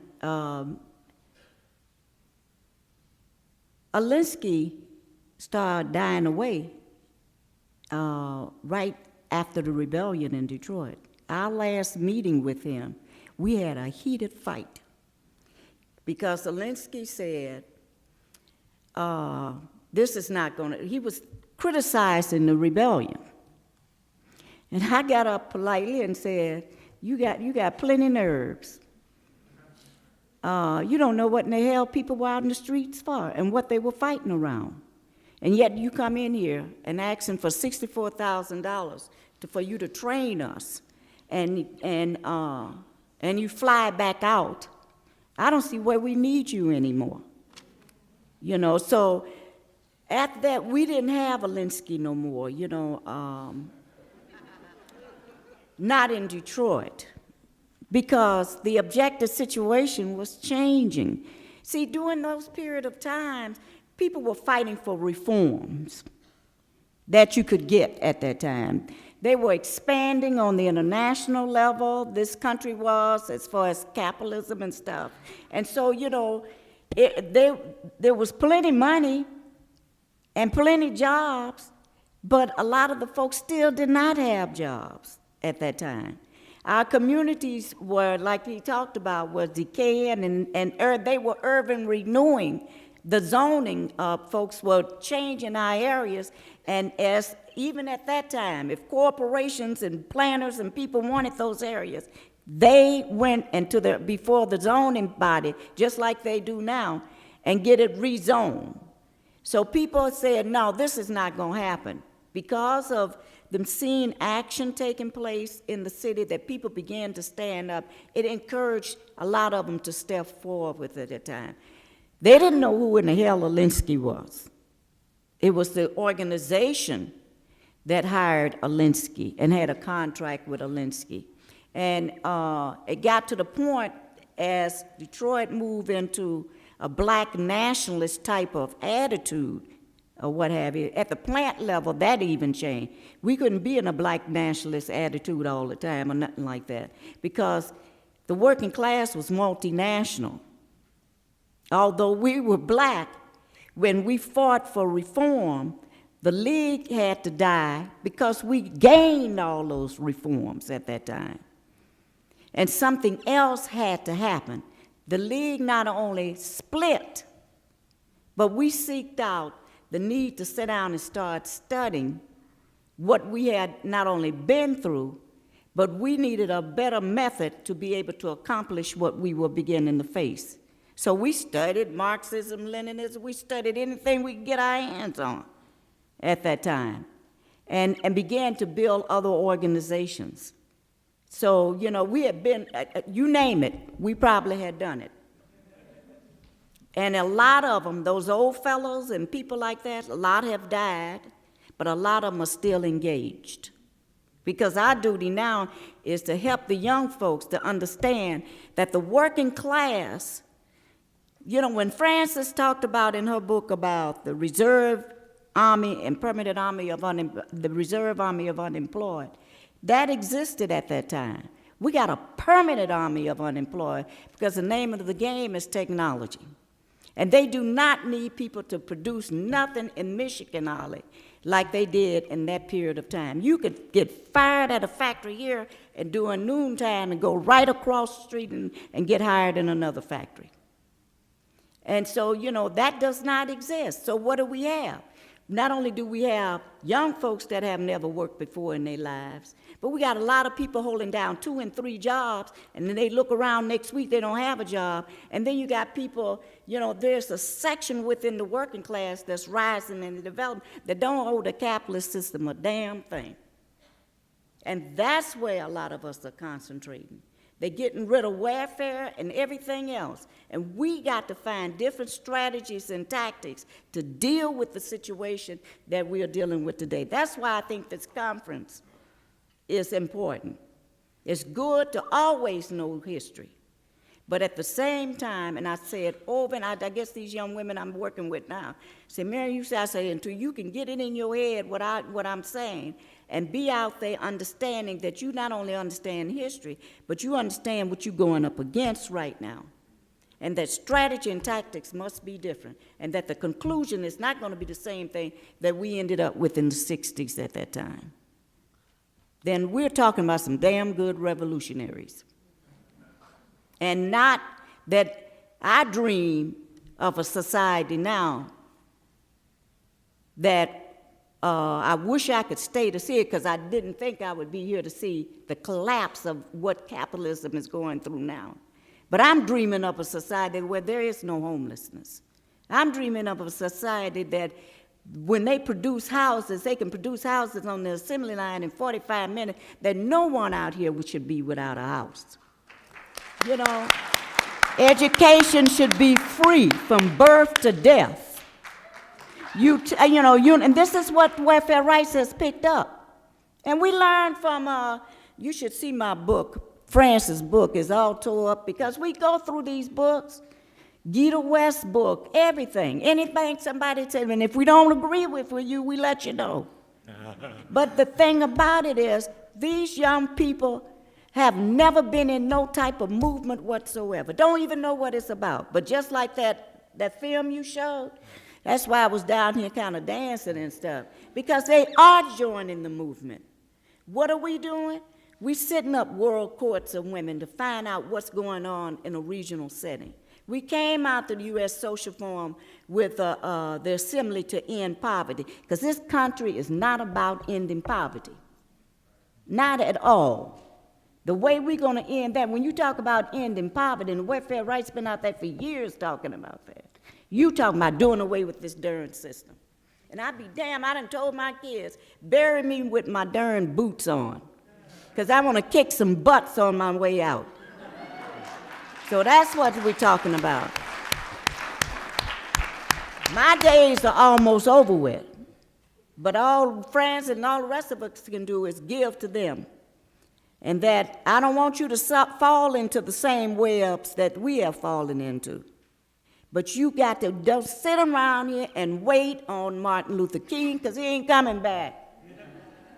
Don't, Fannie Lou Hamer and all them, Francis, all that, they go on, then we going. You have to be able to set the pace, and don't sit around thinking you don't have to study, because you do. That is what this conference is about. And I want to come back in a year or so and see how many more folks we got here. I want to answer David's, or try to answer David's first question, okay. And then I'm going to call on you, okay? But David asked, well, in a sense, what happened to the black movement? Why did it subside? Where are we now in relation to that movement? I don't think what happened to the black movement is especially mysterious. For one thing, it did not, the radicalism of the black insurgents did not spread very widely in the society. It simply did not. If you try to understand what happened in Eastern Europe at the beginning of the 20th century, the ideology of revolution spread extraordinarily widely and deeply into the tiniest rural communities. This did not happen in the United States. It was a black and, to some extent, a Puerto Rican movement. Then also, that movement won things. There were concessions, extraordinary concessions. A lot of them. I mean, blacks won voting rights in the United States. That wasn't won in the Civil War. The new birth of freedom, constitutional amendments, and so forth, notwithstanding. They won voting rights. They won the deconstruction of the apartheid Jim Crow South, and they won a notable expansion of social programs in the North and elsewhere, including welfare, Medicaid, legal services, and so on. And then they also were repressed. I mean, look at what happened to the most militant elements in the black uprising. They were destroyed. Many of them were killed. They were imprisoned. And then in the wake of the immediate reaction to the black uprisings, the drug laws, 3 strikes and you're out, in a way, the system mobilized to accomplish this extraordinary thing of putting very large proportions of young black men in prison or under the eyes of the criminal justice system. And then finally, some black leaders went to Congress or became mayors. That's called co-optation. So I don't think it's particularly mysterious what happened to the black movement. It's your turn. Thank you. It's a perfect segue to my question. Jordan, you talked about the incarceration rates. If you could repeat those statistics. And then talk about, you said the reserve labor force. We generally may understand what is happening today in the criminal justice system. But if you can give some historical context, or Francis or any other panelists, as far as how this started and how you view the reserve labor force back then and how it's viewed today and the implications and the changes throughout that history. Thank you. Yeah, and I'll be brief. How much time do we have left on the panel? Give me instructions. We started late. Oh. Padmini, where are you? Well, I'll just say this really quickly. I said the statistics in Michigan are 1 in 27. That's actually a number of people incarcerated. There's 1 in 31 people who are incarcerated in the United States as a whole. And following, I guess, soon-to-be director of the Center for Place, Culture, and Politics, Ruthie Gilmore's analysis, my argument about the new conjuncture would be that we've been living through 4 decades long neoliberal counter-revolution, that capital's organized abandonment of cities and people has been coupled with racism, with incarceration, and with securitization of the city, which we mean the militarized policing, the everyday and routine ways in which poor people of color have to confront a hostile police force in the interest of capital. The thing I want to say about what new organizing is required of the conjuncture is that we need to pay attention to the struggles being waged in cities across the country by people like the Labor and Community Strategy Center, who I know Tammy Lou is here today, people like Pete White from the Los Angeles Community Action Network in downtown Los Angeles, Rob Robinson from the National Economic and Social Rights Initiative. They're struggling for housing, for public transit, for a social wage. They're at the cutting edge of struggles against the securitization of the city. And we need to learn how to listen to them and connect our work so that we can enact the kind of vision and strategy required to organize a new city. One last thing I want to just add to that. There's a struggle on a national level, even in Detroit, around squatters' rights. And a lot of people that are ending up being squatters are these young women that are being cut off of public assistance and what have you with their children. And what we're finding out about that is, even within the working class, the same thing that we were confronted with when we started organizing welfare rights, is that people got a hell of a hatred for people that live below the poverty level. And that would be a no other new conference. But when we struggle to keep folks in their houses as far as foreclosure, we also have to stand up to make sure that that mother who's squatting with their kids in a house also is able to stay in their house. So, you can't divide the two like that. And society is doing that over and over again. They will knock that mother and her children out of her house and fight to keep somebody in their house that's being foreclosed on. That is not right. Yep. We agree. Thank you so much. I feel so blessed to be here with such wonderful speakers. My daughter, a grad student, actually made this opportunity possible for me. She also took me along with her in the summer to the AMC in Detroit, which was an amazing experience, and right after that was the beginning kickoff of Detroit Summer. So I am totally resonating with what you folks are saying about Detroit, except for the idea that the blown out windows in empty buildings represents any kind of failure on the part of the people that are left in Detroit right now. There was this amazing woman there, her name is Grace Lee Boggs. She was celebrating, I think, her 98th birthday or something, which falls on the 4th of July.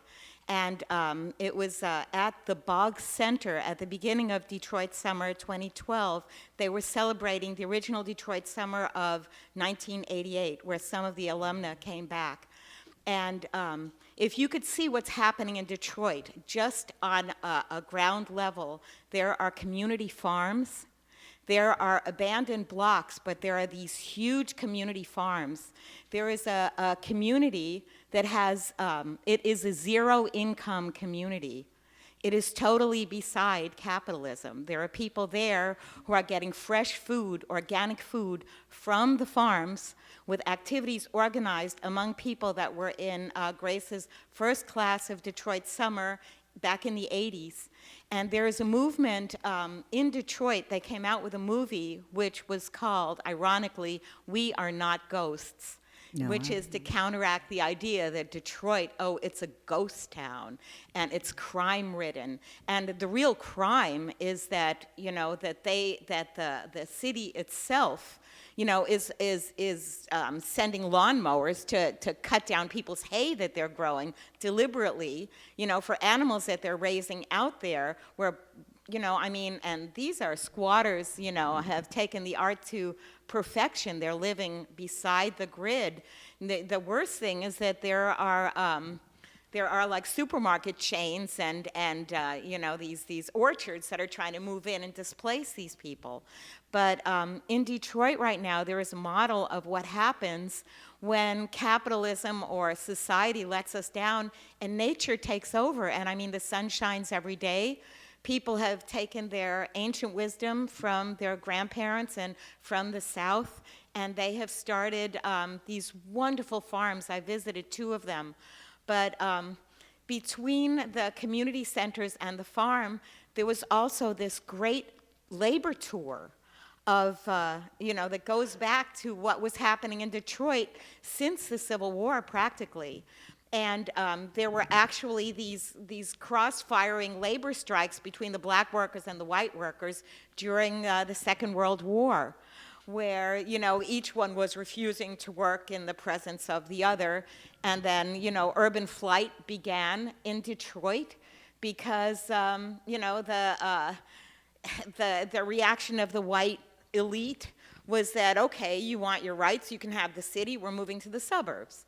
So, you know, there was this weird mindset in Detroit. You see like a microcosm of what's been going on all over the country. But I just would like to say, don't give up on Detroit, because when I was there, I went from New York City. I'd lived for 40 years in San Francisco, and Detroit gave me more hope than I felt, you know, in any other place, because what's happening right there is that people have been separated viciously from a capitalist and monetary sense of success, and yet they're finding within themselves this deeper sense of success, especially with this amazing matriarch, Grace Lee Boggs, who has started up generations of people who are reclaiming their community.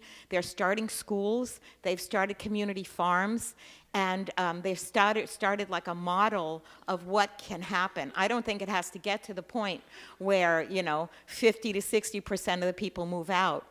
But in Detroit is a microcosm of a city that's growing back up. Thank you for those comments, because we are going to talk about the Boggs Center and its work in Detroit tomorrow. So that's, and I've been instructed to wrap up this morning session. We'll reconvene at, say, 1:30? 1 o'clock. 1 o'clock. You have hardly time to have some lunch. 1 o'clock, and thank you to the panelists.